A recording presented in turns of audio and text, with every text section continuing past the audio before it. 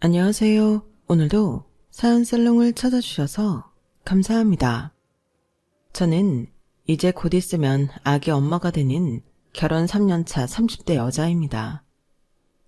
출산을 앞두고 있다 보니 이런 생각 저런 생각이 많던 중 사연 읽어주는 채널을 알게 되었어요. 그리고 저한테 일어났던 기적 같은 이야기도 들려드리고 싶은 마음에 이렇게 사연을 보내봅니다. 부디 제가 경험한 거짓말 같았던 기적의 이야기를 끝까지 함께 해주세요. 저는 3살 때 고아원 앞에 버려졌어요. 3살이면 말도 하고 어느 정도 기억을 할 수 있을 텐데 저는 정말 거짓말처럼 아무것도 기억하지 못합니다. 다만 제 주머니에는 이모라는 사람이 적어 넣은 것으로 추정되는 편지가 들어있었는데요. 그 편지를 직접 보진 않았지만 그 편지 속엔 제 이름, 제 생일과 저희 엄마가 돌아가시고 동생인 자기가 저를 부탁받았는데 경제적인 여건과 다른 가족이 반대해 어쩔 수 없이 고아원 앞에 세워뒀다는 내용이 적혀 있었다고 하더군요. 아무래도 자기의 신분을 노출하고 싶지 않아서 저를 그냥 고아원 앞에 세워놓은 것 같다고 원장 어머니는 말씀하셨어요. 당시 저녁 9시가 넘어가는 늦은 시간이었는데 초인종이 울리고 나가보니 아무것도 모르는 채가 눈만 꿈뻑이며 고아원 문 앞에 있었다고 하셨거든요. 그 뒤 그 고아원은 제 집이 되었고 언제부터 목에 걸고 있었는지 모르는 반쪽짜리 하트 목걸이를 한 채 저는 고아원 생활을 했어요. 그리고 어쩐지 적응을 잘하지 못해서 저는 늘 혼자 놀았다고 했는데요. 그래서 원장어머니가 걱정이 많으셨다고 하셨어요. 그때 너는 참 어린애가 쓸쓸해 보였어. 다른 애들이 너랑 놀고 싶다고 편지도 쓰고 손도 내밀었는데 너는 그냥 쳐다만 봤다니까. 저 어린 게 얼마나 마음에 큰 충격을 받았으면 저럴까. 내가 얼마나 무서웠는지 아니? 네가 방실방실 웃는 모습 보는 게 내 소원이었단다. 저는 그렇게 한결같이 원장어머니의 걱정과 사랑을 먹고 비로소 씩씩해졌어요. 누가 고아라고 무시하지 않을 만큼 공부도 열심히 했고 학교 생활도 모범적으로 했죠.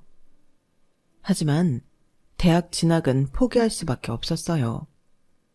아무래도 학비를 해결할 수가 없었거든요.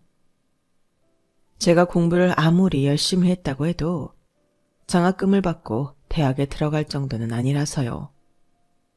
그리고 보호 종료기간이 되어 받게 된 돈은 사실 한 사람이 자립하기엔 턱없이 부족한 돈이었는데요. 그래서 5년 가까이 고시원 생활을 했었죠. 솔직히 혼자 지내고 주거비를 최대한 아끼기 위해서는 고시원만한 곳이 없었거든요. 그리고 아침엔 작은 사무실 격리로 출근하고 저녁엔 편의점 아르바이트 하면서 혼자 수능 공부를 했어요. 대학은 꼭 가고 싶었거든요.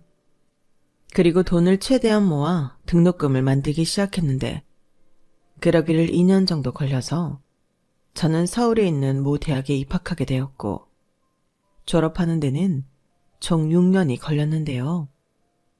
휴학과 복학을 반복해야 했지만 대학을 다닐 수 있어서 행복했어요. 그리고 대학 졸업 후 저는 한 브랜드 회사의 홍보팀에 입사했는데요. 그때부터는 어쩐지 저도 사회의 한 구성원으로 인정받은 것 같은 기쁨으로 하루하루 최선을 다해 살았어요. 살던 집도 고시원에서 작은 원룸으로 옮겼고 그렇게 정신없이 살다 보니 저희 20대는 거의 끝이 났더군요. 남들은 연애하고 여행 다니고 새로운 도전도 한다는데 저는 그럴 여유 따윈 없었어요. 그저 남들처럼 다른 사람들이랑 섞여서 사람답게 살아보겠다고 아둥바둥한 것이 전부였는데 그래도 후회는 없었죠. 저는 제 자신이 너무나도 대견스러웠으니까요. 하지만 고아라는 꼬리표는 여전히 숨기고 싶은 비밀이었고, 저는 회사에 입사를 하고도 제대로 된 친구나 연인은 만들지 못했는데요. 깊은 사이가 되면 제가 고아 출신이라는 걸 얘기해야 하는데, 그럼 그 사람들이 도망가 버릴까 두려웠어요.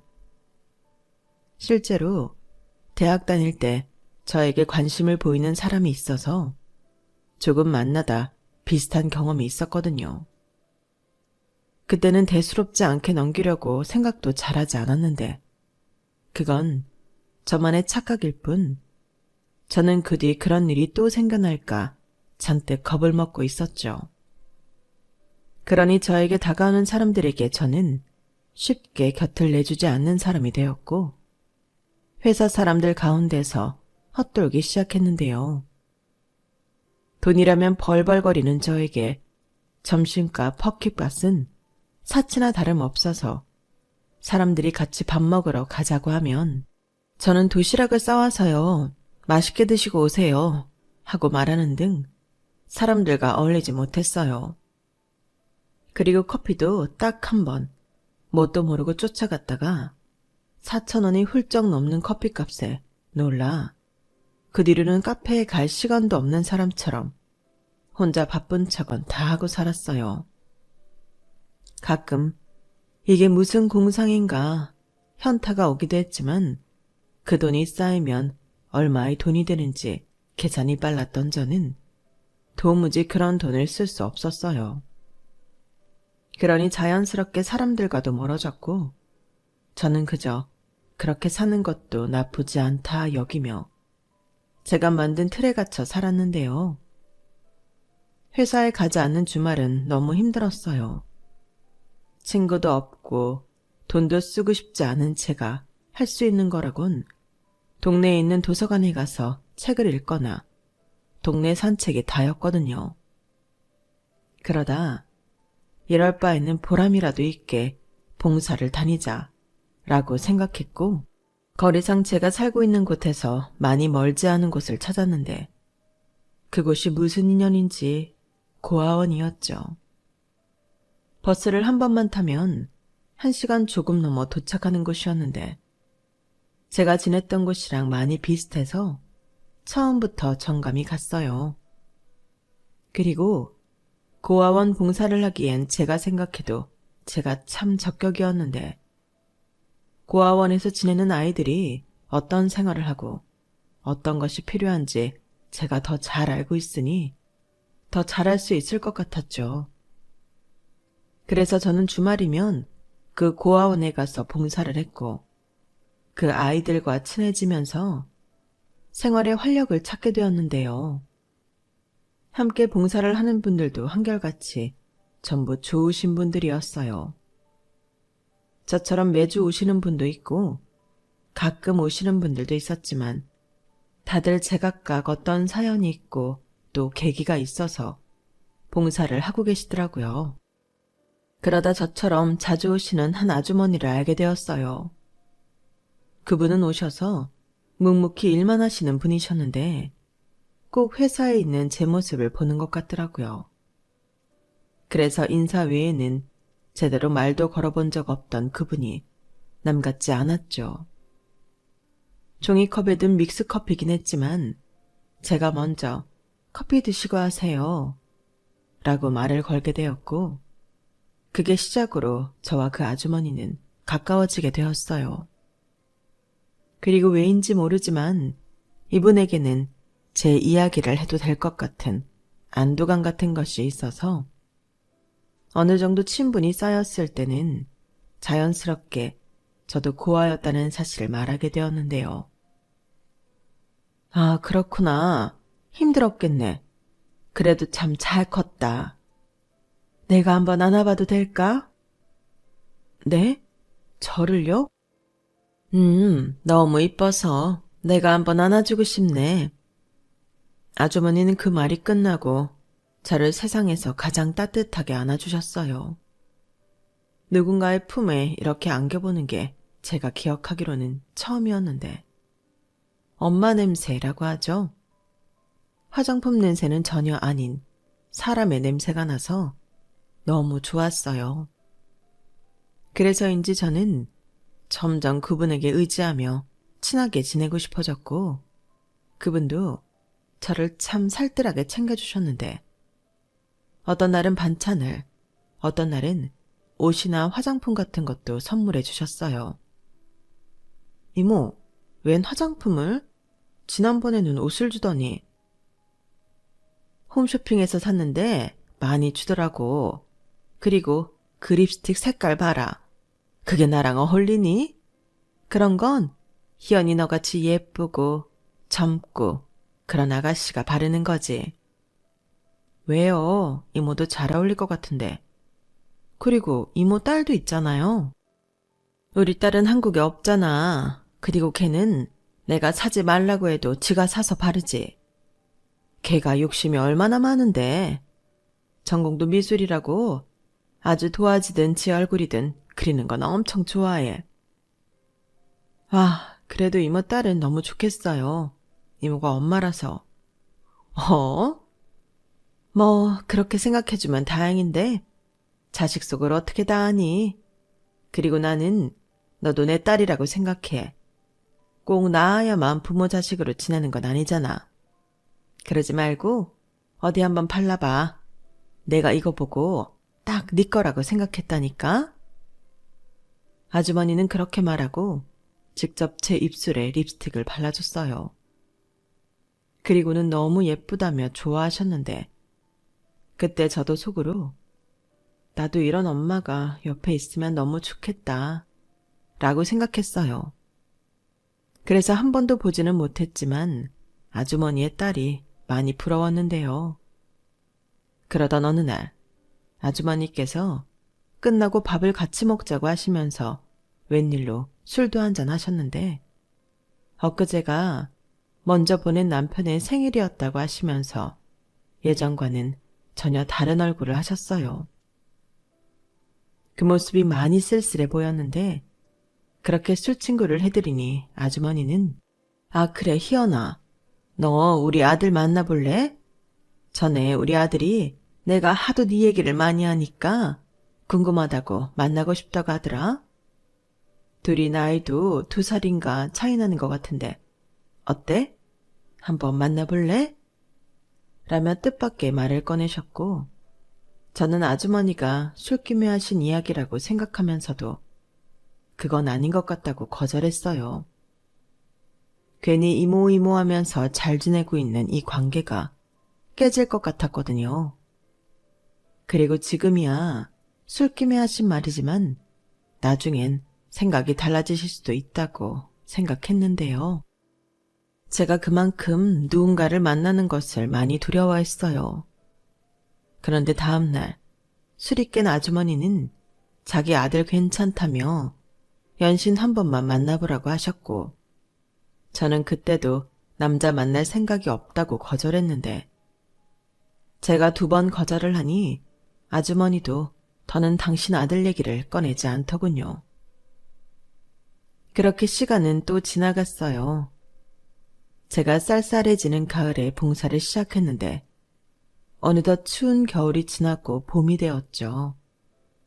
그리고 아주머니와 저는 더욱 가까운 사이가 되어 처음 보는 사람들은 저희 2사람을 정말로 이모랑 조카로 보는 사람들도 생겼는데요. 그럴 때면 아주머니는 맞아요. 제 조카예요. 우리 조카 예쁘게 생겼죠? 얼굴만 예쁜 게 아니라 성격도 얼마나 좋은데요. 그러니까 주변에 좋은 사람 있으면 저한테 알려주세요. 라며 전에 없던 너스리를 떠시곤 했는데 그때는 거짓말이긴 했지만 기분이 좋았어요. 정말 아주머니와 제가 가족이 된 것 같았고 앞으로도 계속 이렇게 거짓말이지만 가족처럼 지내고 싶은 마음이었는데 그러던 어느 날 아주머니가 이불 빨래를 하시다 비누 거품 때문에 바닥에서 미끄러지는 사고가 나고 말았어요. 어찌나 큰 소리가 났는지 놀라서 뛰어갔는데 도저히 일어날 수가 없다며 끙끙 앓으시더라고요. 그래서 제가 놀란 마음에 119에 전화를 걸었고 도착한 구급차에 실려 병원에 갔는데요. 넘어질 때 허리를 삐끗해 당분간 병원 신세를 지게 되셨어요.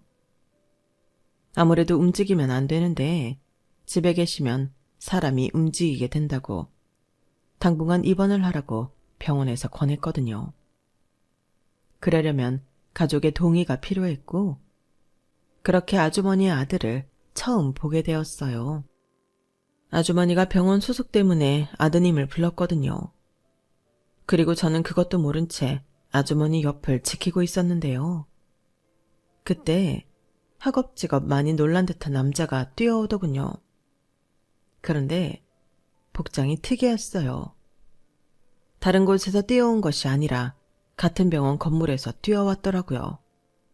의사 가운을 입고서요. 네, 아주머니 아들은 그 병원 의사였던 거예요.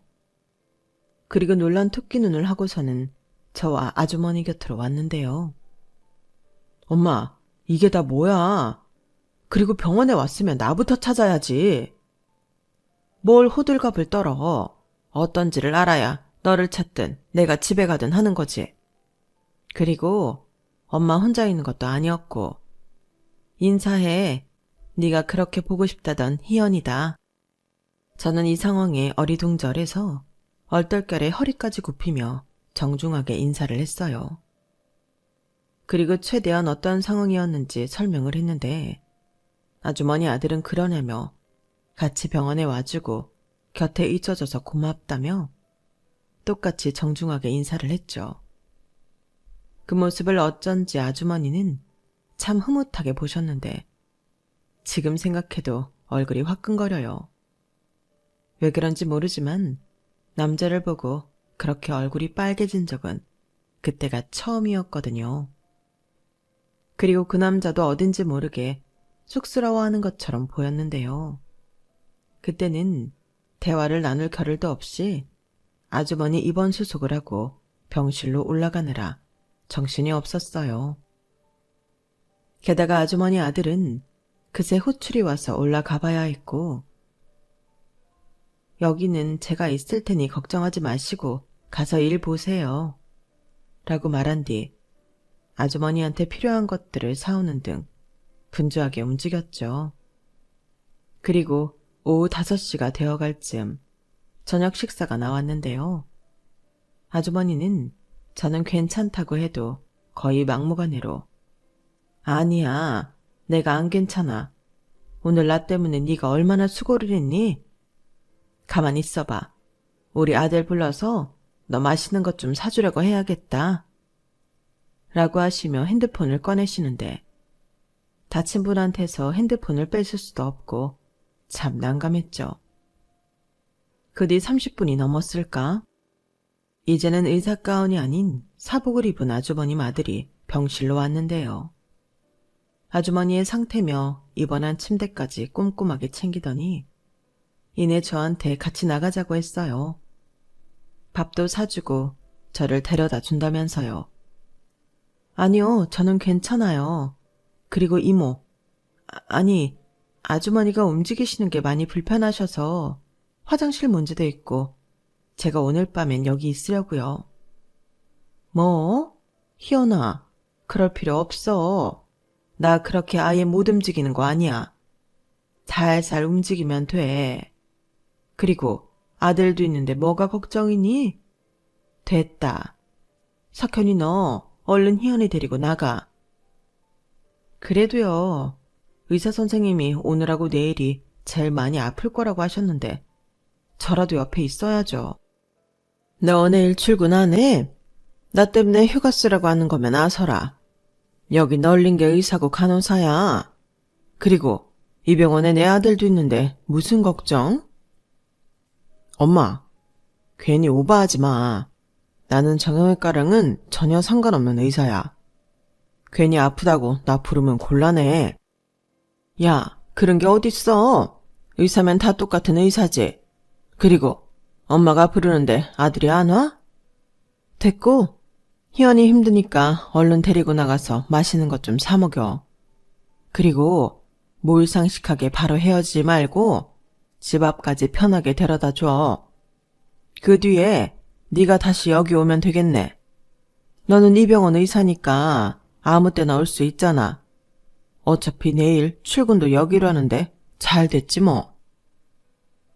진짜 아들 생각은 너무 안 한다.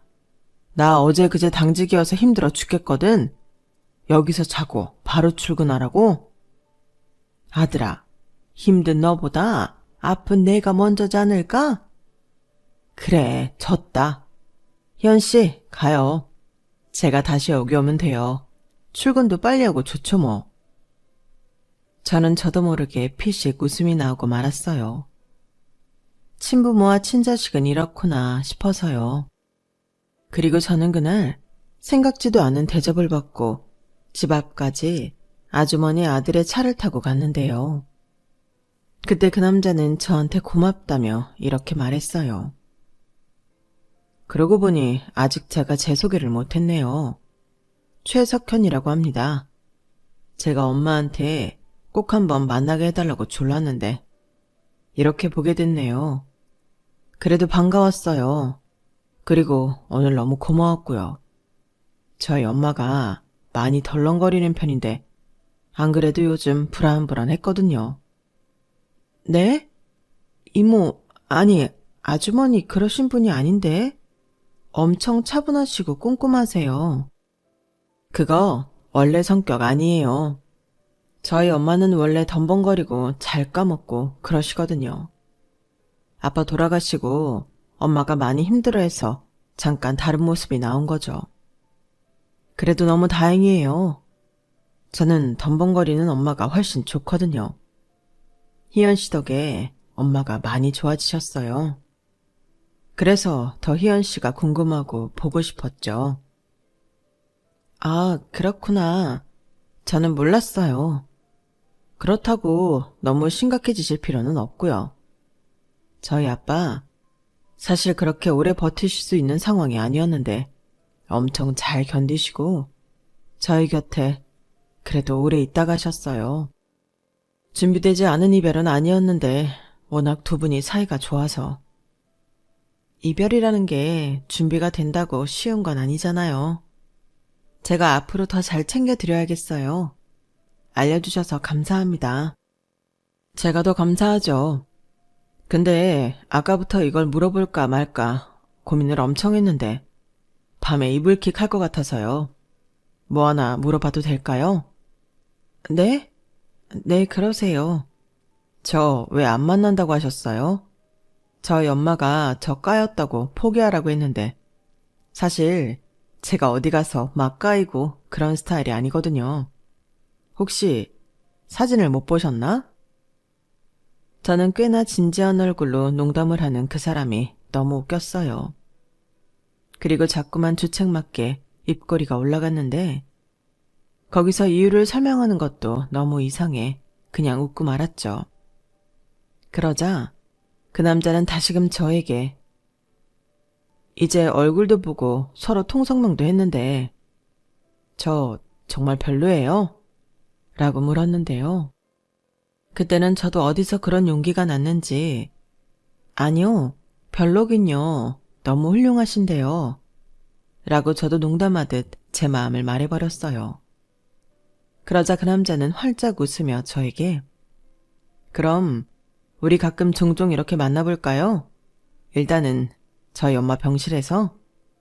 라고 말했는데 저는 좋다고 대답했죠.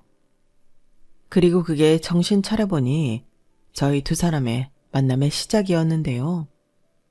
그 사람, 아니 석현 씨는 저에게 만날 때마다 참 따뜻하고 다정하게 잘해줬어요. 그 엄마의 그 아들이라고 석현 씨도 엄마 못지않게 사람이 너무 좋았거든요. 그러니 저도 그 사람에게 최선을 다해 잘해주고 싶었고 그렇게 서로 잘해주고 싶은 마음이 커져 저희는 진지하게 교제를 하게 되었죠.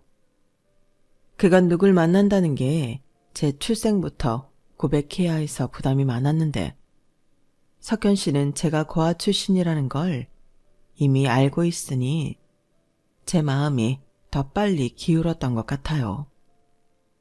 그리고 그렇게 만나기를 2년이 넘었을 무렵 다른 누구보다 저희가 만나는 걸 환영하고 좋아했던 이모가 저에게 아들보다 먼저 프로포즈를 해주셨는데요. 지금도 그때를 떠올리면 가슴이 벅차올라서 눈물이 날 지경이에요. 희연아, 둘이 그렇게 좋아 죽는데 니들은 도대체 언제 결혼을 할 거야? 나는 이제 이모 말고 엄마 하고 싶다. 시엄마. 그동안 내가 옆에서 지켜봤지만 너같이 내 마음에 쏙 드는 며느리는 없어. 둘이 얼마나 잘 어울리는지 니들은 아마 모를걸? 그러지 말고 내 아들이랑 결혼해주면 안 되겠니? 이거 시어머니가 며느리한테 하는 프로포즈다. 네? 아니 무슨 프로포즈를 시어머니가 해요. 왜? 목마른 사람이 우물 파는 거지. 석현이 그게 지 바쁘다고 시간 가는 줄 몰라요. 옆에서 여자가 기다리다가 좋은 나이 다 보내게 할 놈이야 그놈이.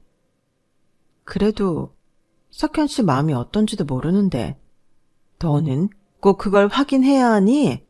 내 눈에는 훤히 다 보이는데. 미국에 있는 수빈이도 그러더라.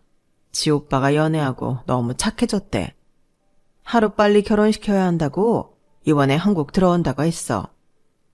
내가 그렇게 엄마 적적하니까 들어오라고 해도 안 들어오더니 이번엔 아예 들어온다고 하더라. 그게 다 네가 우리 집에 굴러온 복덩이라 그래. 정말요? 제가 정말 복덩이에요? 살면서 그런 말 처음 들어봐요. 그래? 그럼 앞으로 내가 평생 옆에서 얘기해 줄게. 너는 내 생명의 은인이고 우리 집의 귀한 복덩이다. 내가 아들이 있어서 얼마나 다행인지 몰라, 희연아. 우리 앞으로 평생 가족하자. 저는 이모의 말에 눈물을 터뜨리고 말았어요. 아니, 당사자인 남편한테 받은 프로포즈도 아닌데 저렇게 울어버렸으니 그 남자도 많이 당황했다고 하더라고요. 자기도 뭐 어마어마한 프로포즈 계획을 세우고 있었다나? 그런데 자기 엄마가 먼저 선수쳐서 김샜다고 입이 대빨 나왔는데 그 바쁜 와중에도 반지를 언제 샀는지 동화 속 왕자님처럼 제 앞에 반지를 꺼내 보여줬어요. 그리고 희연아, 나랑 결혼하자. 정식 프로포즈를 하는데 거절하면 제가 바보죠. 이런 일생일대의 기회를 놓치면 안 되잖아요. 비록 모든 것이 제가 많이 부족한 결혼이지만 저는 처음으로 욕심이라는 걸 내보고 싶었어요. 그렇게 저희는 결혼을 약속하게 되었고 미국에서 신우가 귀국하면서 작게나마 결혼식을 올리기로 했는데요.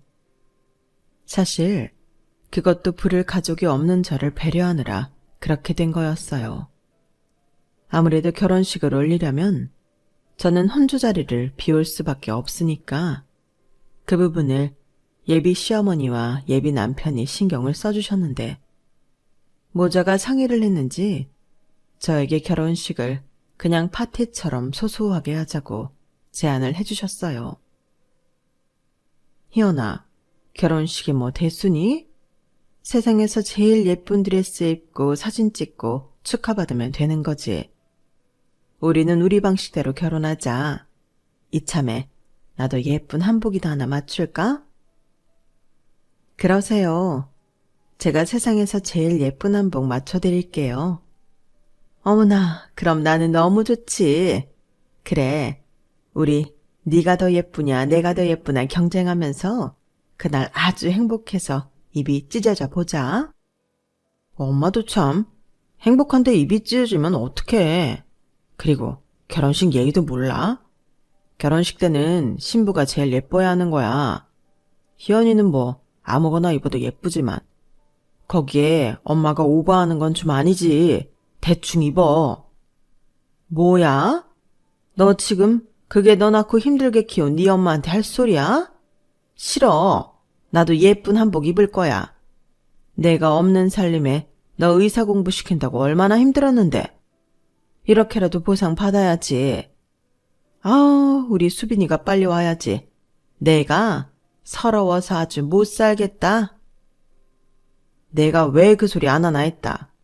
엄마는 오로지 아들보다 딸이 좋지. 좌우간 진짜 못 말려. 그리고 행여나 우리 희연이한테 신우이지 타기만 해. 내가 가만 안 둔다. 야, 우리 수빈이가 그러래야? 너보다 훨씬 어른스럽고 살갑거든. 분명 우리 수빈이랑 희연이는 자매처럼 잘 지낼 거야. 가만 보니까 둘이 많이 닮았네. 희연아, 걱정하지 마. 내 딸은 내가 보장해. 이젠 시어머니가 될 아주머니는 결혼식도 결혼식이지만 멀리 떨어져 살던 신우가 돌아오는 것에 한껏 설레어하고 있었어요.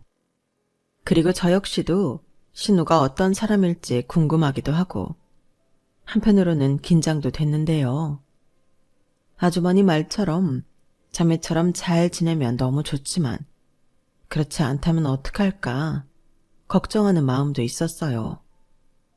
하지만 예비 신랑도 그렇고 워낙 식구들 인품이 좋으니 잘 지냈으면 좋겠다는 생각을 갖고 있었는데요. 드디어 결혼식을 하루 앞둔 날, 신우가 귀국했어요. 그리고 저는 그날 일찍 퇴근해서 예비 신우를 맞이할 저녁상을 예비 시어머니와 함께 차렸는데요. 곧이어 도어락 비밀번호 누르는 소리가 들렸고 문이 열리자마자 시끌시끌해졌어요. 엄마, 세상에서 제일 예쁜 딸 왔다? 어? 혼자 바쁜 척은 다 아는 오빠도 있었네? 뭐야, 너 오랜만에 보는 오빠한테 오자마자 시비냐? 시비는 하도 바빠서 동생 보러 미국에도 못 온다고 하니까 그냥 심술 한번 마지막으로 내보는 거지. 이제 장가가면 세연이 눈치 보여서 못 놀리잖아. 그래, 제발 그래라. 엄마, 수빈이 왔어요. 자기야, 얼른 나와봐. 못된 예비 신우이 왔다. 누가 남매 아니랄까봐 둘이 만나자마자 어찌나 티격태격 하는지. 저는 예비 시어머니 손에 이끌려 거실로 나갔어요. 그리고 저를 보자 반갑다며 포옹해오는 예비 신우와 어색하게 미국식 인사를 나눴는데요. 예비 신우를 보니 아, 사랑 많이 받고 자란 사람은 저렇구나 하고 느껴졌어요. 그냥 그 사람한테서 사랑스러운 호광이 보이는 것 같았거든요. 그리고 이런저런 이야기를 나누며 시간을 보냈는데 예비 시어머니가 너무 좋아하시더군요. 이제야 우리 가족이 모두 모인 것 같다면서요. 그러자 예비 신우가 한껏 애교를 부리며 이제부턴 내가 엄마 옆에 꼭 붙어 있을게. 나 한국에 취직할 회사도 정해졌어. 라고 말했는데요. 신우는 미술을 전공하고 한국의 한 디자인 회사에 고연봉으로 스카우트 제안을 받아서 들어왔다고 했어요. 그 뒤로 이야기의 꽃은 끝이 나지 않고 계속되었어요. 다음 날이 결혼식이라서 일찍 일어나야 하는데 이야기가 듣고만 있어도 너무 재미가 있어서 시간 가는 줄 모르겠더라고요. 그리고 분위기를 주도하는 건 아무래도 뉴페이스인 예비 신우였는데요. 그러다 신우 목에서 자꾸만 반짝거리는 목걸이 하나가 눈에 들어오더군요.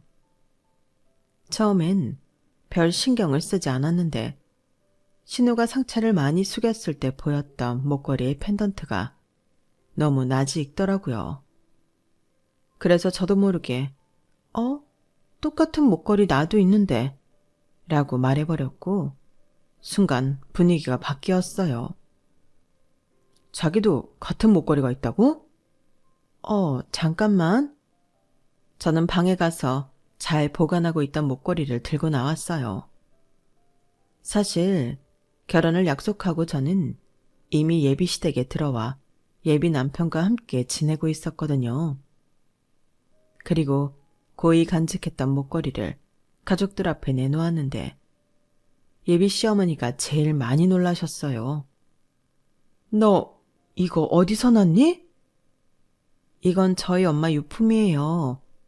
잘 기억은 나지 않지만 고아원에 버려졌을 때 목에 차고 있었고 원장어머니 말로는 펜던트가 반쪽인 걸 봐서는 다른 반쪽도 있을 거라고 하셨는데 별 기대하지 않고 살았거든요.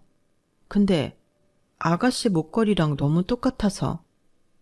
수빈아, 그거 줘봐. 그리고 오빠 있잖아. 내 목걸이 뒤에 봐. 언니 목걸이도. 예비 신우의 목소리는 어쩐지 아까와는 다르게 떨리고 있었어요.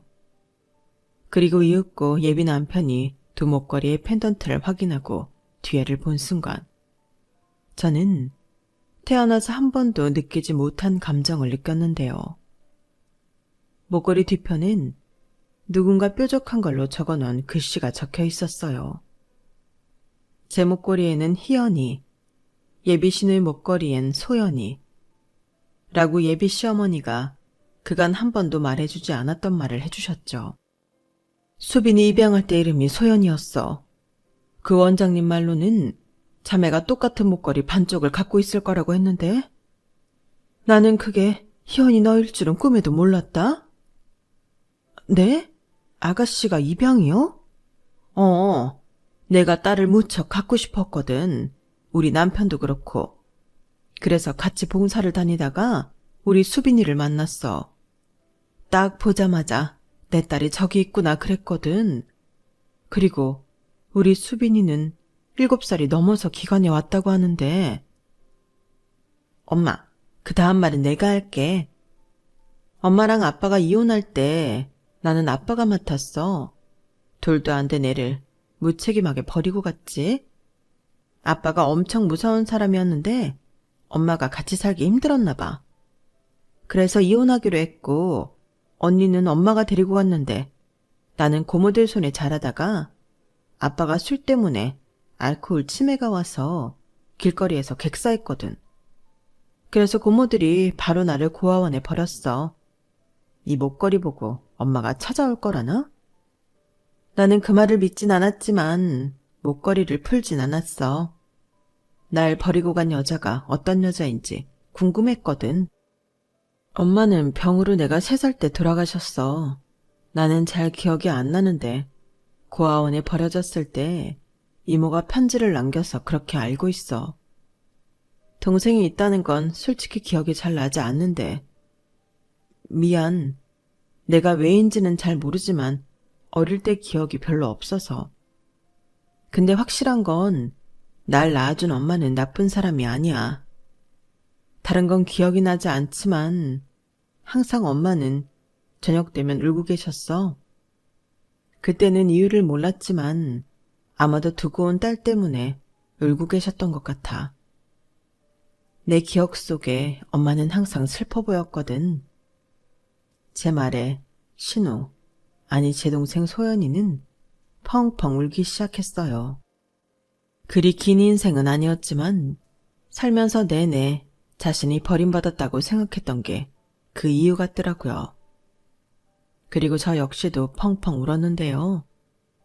다음날 결혼식이 있다는 것도 까맣게 잊고 저희 모두는 한참을 말도 없이 울었어요. 그리고 웃기게도 다음날 식구들 눈이 빨갛게 충혈이 되어서 결혼식을 올렸는데요. 지금도 결혼식 사진을 보면 너무 웃겨요. 그때 다른 사촌들도 니들끼리 싸웠니? 왜 눈들이 전부 다 개구리 왕눈이가 됐어? 사진 어떻게 찍으려고 그래? 얘들 사진 전부 포토샵 해야겠다. 라고 했는데 저희는 있는 그대로 사진을 남기길 원했어요. 일생일대 한 번의 사진이긴 했지만 그게 더 추억에 남을 것 같아서 그렇게 찍었죠. 그래서 저희 가족은 지금도 그 사진을 보면 웃음을 참을 수가 없는데요. 그 뒤 남편은 저와 소연이의 머리카락을 가지고 유전자 검사를 의뢰했어요. 하지만 검사 결과와 달리 저희는 저희가 친남매라는 걸 의심하지 않았는데요. 저희 자매에게 남겨진 목걸이 뒤에 글씨체가 누가 봐도 한 사람의 것이었거든요. 그리고 결과 역시 저희는 친자매가 맞았는데 그때 저희 시어머니가 정말 많이 우셨어요. 어떻게 이런 일이 일어날 수 있냐며 이건 기적이라고. 하늘에 계신 저희 친엄마한테 앞으로는 두 딸 모두 저한테 맡기시고 그곳에서 편하게 행복하세요. 두 아이 이렇게 만나게 해주셔서 감사합니다. 정말 감사합니다. 라고 하셨어요. 그리고 저한테 너는 내 하나뿐인 며느리이기도 하지만 내 큰딸이야. 희연이, 수빈이, 아니 소연이 엄마한테 와줘서 너무 고맙다. 그 뒤 저희는 남편까지 포함해 끈끈한 둘도 없는 가족이 되었어요.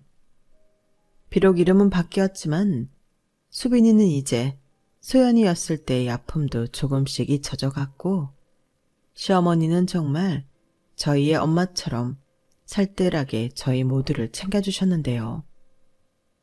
가족 모두 시간이 나면 봉사도 다니고 여행도 다니고 하루도 빠짐없이 즐겁게 지냈죠. 그리고 결혼한 지 2년이 넘어갈 즈음 아이가 저희 부부에게 찾아왔고 새로운 식구가 태어난다는 기쁨에 저희 가족은 매일 행복한 설렘이 가득합니다. 저는 현재 출산 겸 육아휴직으로 집에서 태교에 전념하고 있어요. 그리고 아이가 태어나면 더 많이 행복해지기 위해 책도 많이 보고 좋은 거 많이 보며 출산일을 기다리고 있는데 저도 저희 아이도 건강한 모습으로 만날 수 있었으면 좋겠습니다. 그리고 끝으로 이 자리를 빌어 저에게, 아니 저희 자매에게 오늘이란 기적이 있을 수 있게 해주신 저희 시어머니에게 무한한 사랑과 감사의 뜻을 전하고 싶어요. 저는 종교도 없는 사람이지만 가끔 이런 생각을 해요. 너무 빨리 떠나버린 저희 엄마가 당신을 대신할 저희 시어머니를 저희 자매에게 보낸 것이 아닐까. 그래서 너무 감사하고 제가 평생 잘해야겠다는 다짐을 하게 되는데요. 어렵게 다시 만난 제 동생과 평생의 은혜를 갚으며 살아갈 생각입니다. 그리고 자상하고 한결같이 좋은 사람인 저희 남편과 영원히 행복하고 싶어요. 부족한 저를 품어주고 사랑해주는 남편을 위해서라도 더 사랑이 넘치는 아내가 되고 싶습니다. 제 사연은 여기까지예요. 막상 이렇게 제 이야기를 글로 쓰니 저에게 일어난 모든 일들이 전부 드라마고 기적처럼 느껴지는데요. 그래서 더 감사한 것들이 많아지는 것 같습니다. 앞으로 남은 인생은 그런 감사한 것들에 대한 보답으로 최선을 다해 살아갈 것 같아요. 그럼 지금까지 제 사연 들어주셔서 대단히 감사합니다. 늘 가정의 평화가 기쁨이 가득하길 바라며 저는 이만 인사드릴게요. 안녕히 계세요. 여러분, 사연 댓글에 응원과 현명한 조언 부탁드려요. 좋아요와 구독은 저에게 큰 힘이 됩니다. 오늘도 좋은 일 가득하세요.